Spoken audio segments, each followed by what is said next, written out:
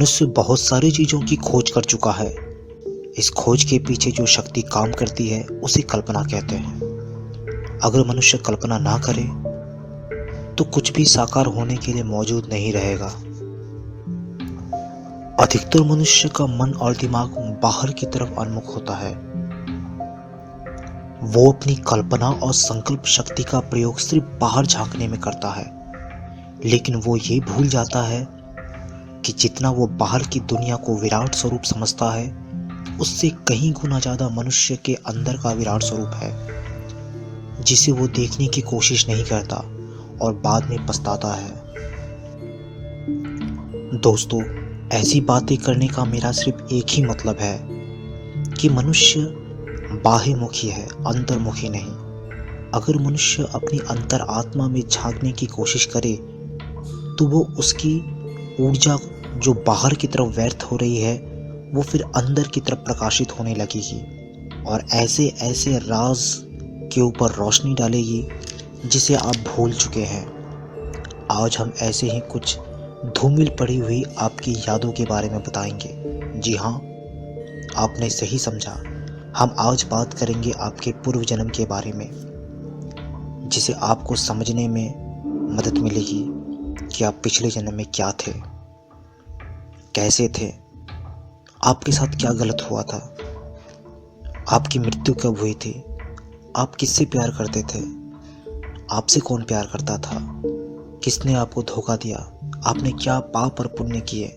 इसका सारा लेखा जोखा हमारे चित्त में मौजूद है, जो कभी नहीं मरती, हमेशा जिंदा रहती है।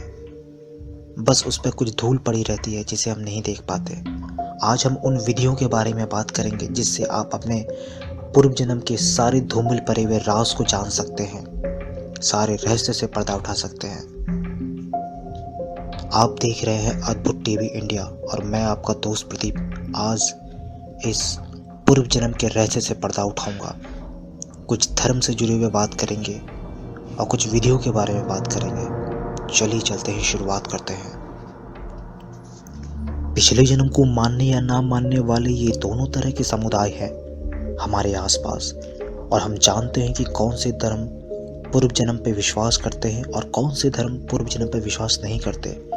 एक तरफ है यहूदी, ईसाईयत और इस्लाम जो पूर्व जन्म को नहीं मानते, और एक तरफ है हिंदू, जैन और बौद्ध जो पूर्व जन्म को मानते हैं। ऐसे बहुत सारे किस्से और कहानियाँ आपने किताबों में पढ़े होंगे भगवान बुद्ध के बारे में, जिन्होंने अपने पूर्व जन्म की स्मृतियों को अपने अनुयायियों के साथ बांटा था।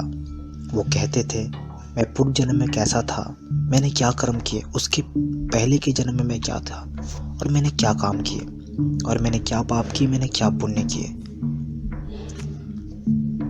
ऐसे बहुत सारे उदाहरण है हमारे भारत में, टीवी पर दिखाए जाते हैं कि कोई बच्चा बोलता है, मैं फलाना जगह पे रहता था, मेरी ये माँ थी।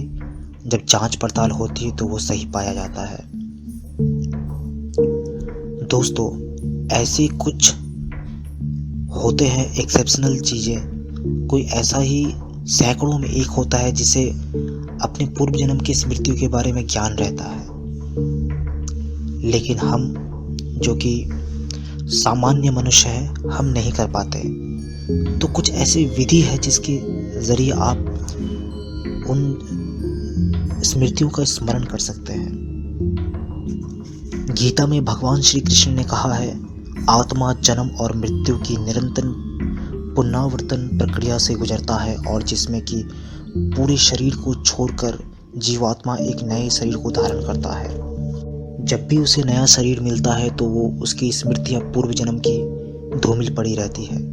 अगर योग के अनुसार देखा जाए तो योग में मन, बुद्धि और अहंकार को चित्त का नाम दिया है।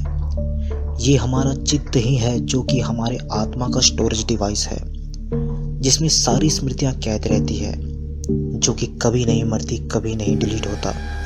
पहली जो विधि है उसका नाम है जाति स्मरण। ये बहुत उपयुक्त विधि है अपने पूर्व जन्म के स्मृतियों को जानने के लिए। इस विधि के प्रयोग से मनुष्य अपने पूर्व जन्म के धरातल पर पांव रख सकता है और उन सभी पहलू को देख सकता है जिसे उसने पूर्व जन्म में जिया था। इस विधि में जब चित्त शांत हो और मन एकाग्र हो तब जाति स्मरण का प्रयोग करना चाहिए। इस क्रिया में मनुष्य को अपनी स्मृतियों को पीछे ले जाना पड़ता है और इसके परस्पर अभ्यास से मनुष्य अपनी स्मृतियों को पीछे ले जाते अपनी माँ के गर्भ तक पहुँच जाता है। फिर शुरू होता है खेल पूर्व जन्म के बातों को जानने का। इस जाति स्मरण को करने के लिए आपका मन को एकाग्र होना बहुत जरूरी है, क्योंकि अगर मन आपका एकाग्र नहीं होगा तो आपका मन इधर उधर भटकेगा, जिससे कि आप इस क्रिया को करने में विफल होंगे। और मन को एकाग्र करने के लिए सबसे उत्तम विधि है योग और ध्यान। दूसरा जो विधि है उसका नाम है सम्मोहन, जिसे हम इंग्लिश में हिप्नोटिज्म भी कहते हैं। कहा जाता है मनुष्य इसके प्रयोग से अपने 9 जन्मों के बारे में जान सकता है। इस सम्मोहन विद्या से मनुष्य गहरी निद्रा में पहुंच जाता है और अपने पूर्व जन्म के स्मृतियों को जान लेता है।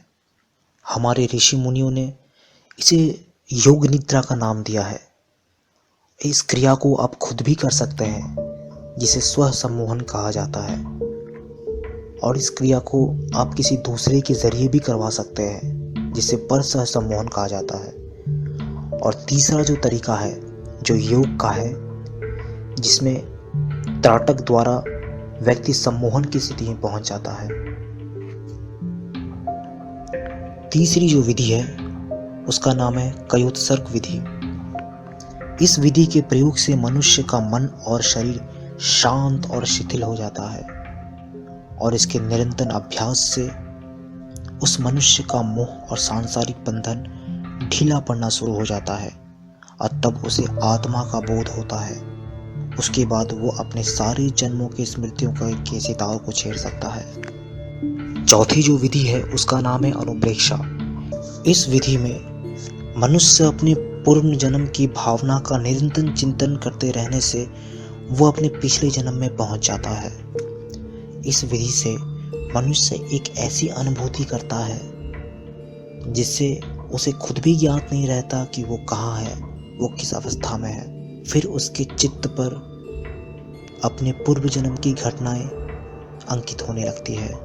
दोस्तों, कभी आपको अपने पूर्व जन्म का आभास हुआ है, या कभी आपने ये सोचा है, ये अनुभव किया है कि आप किसी जगह पर गए जो जगह आपके लिए नया है, आपको फिर भी ऐसा लगे कि शायद मैं इस जगह पर पहले आ चुका हूँ। कभी कभार कभी किसी आदमी से आप मिलते हैं तो ऐसा लगता है मैं पहले भी उससे मिल चुका हूँ, हालांकि आप उस आदमी से पहली बार मिल रहे होते हैं। अगर ऐसे आभास आपके साथ होते हैं, आपके अनुभव हमें कमेंट में लिख के बताइए। अगर ये वीडियो अच्छा लगा तो प्लीज़ लाइक कीजिए इस वीडियो को और सब्सक्राइब करना ना भूलें हमारे चैनल अद्भुत टीवी इंडिया को। आप जितनी जल्दी सब्सक्राइब करेंगे उतनी ही जल्दी आपके लिए हम नया वीडियो लाएंगे, जिसमें होगी कुछ रहस्य की बातें, कुछ ऐसी बातें जो आप सोचते हैं लेकिन उससे जुड़े हुए तथ्य आपको नहीं मिलते। आप कुछ ऐसा बताइए जिसके ऊपर हम आपको वीडियो बना के दिखा सकें। तो दोस्तों, इस वीडियो में बस इतना ही। आज आपके दोस्त प्रदीप को इजाज़त दीजिएगा। अपना ख्याल रखिएगा।